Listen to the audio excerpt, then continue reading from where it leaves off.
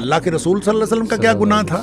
نبی کریم صلی اللہ علیہ وسلم فرماتے ہیں میں ایک دن میں 70 سے زیادہ توبہ اور استغفار کرتا ہوں، اور ایک حدیث میں فرمایا 100 دفعہ میں توبہ اور استغفار کرتا ہوں، اور تم بھی توبہ استغفار کیا کرو۔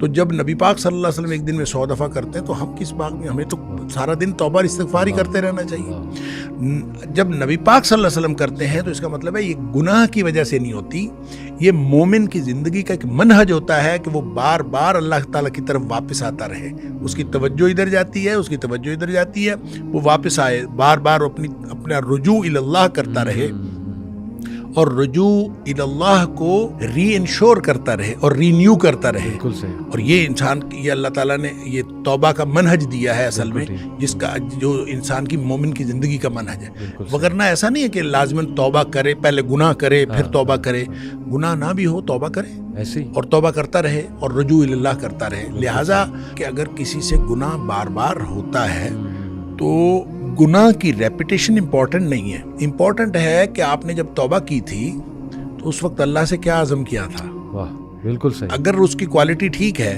تو توبہ انشاءاللہ قبول ہے، صحیح۔